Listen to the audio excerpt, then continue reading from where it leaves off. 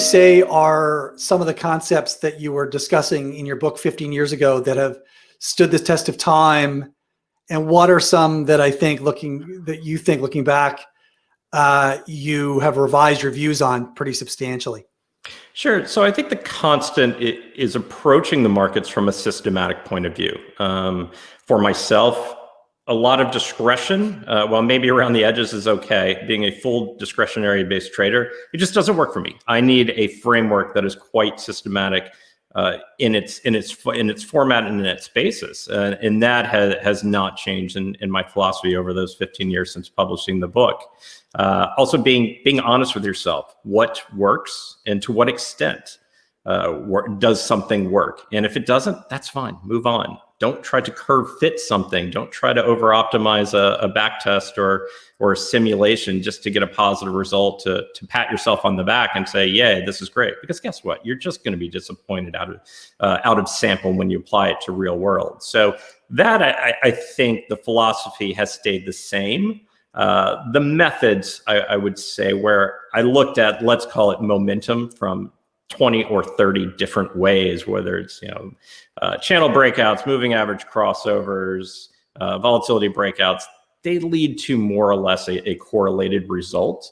And so I would say the exact methodologies of pinpointing what is the exact time series momentum signal that's going to be so much better than everything else, I've relaxed that a little bit and instead are looking, and again, we'll get into this, over more diversifying strategies. I've got my trend, great. What else can I add to it and move forward instead of just pinpointing on the exact trend signal that I think is the absolute best? Yeah, we tend to describe that as a view to trying to be generally correct while avoiding the risk of being specifically wrong, right? And I think that's been a real evolution in our thinking as well.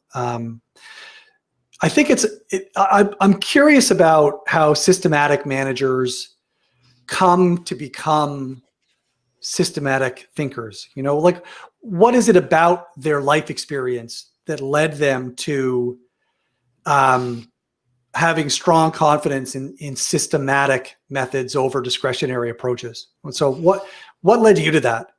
So for me, and now we're going to go even further back than the 15 years ago of my book, I was kind of a math kid growing up. I was good with numbers. It was something I liked. I truly enjoyed. My father, when I was 12 years old, probably gave me a book of something called Technical Analysis of Stock Trends by Edwards and McGee, considered the Bible of discretionary technical analysis, which I really enjoyed. And even as a 12, 13-year-old, ate it up.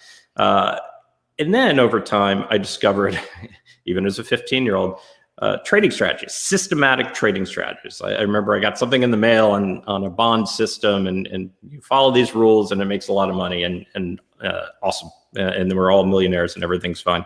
And so I followed that and became really interested. And when I was, I would say 16 years old, I developed a trading system. I'll call that with air quotes because it was a very simple, range-based system of, look over the past 10, 14 days. If we're in the lowest 20%, we're buying. If we're in the upper 80%, we're buying.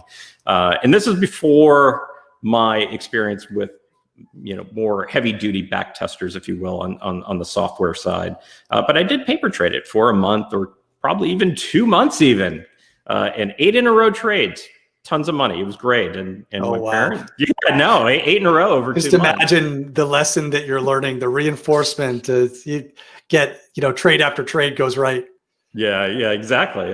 And I did what, a lot of people do. Well, if this success continues, my goodness, in 3 years, I'm going to be richer than Bill Gates.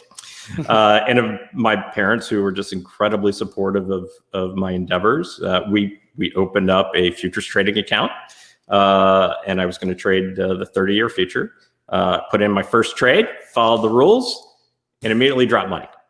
And I panicked. And I said, oh my goodness, what happened?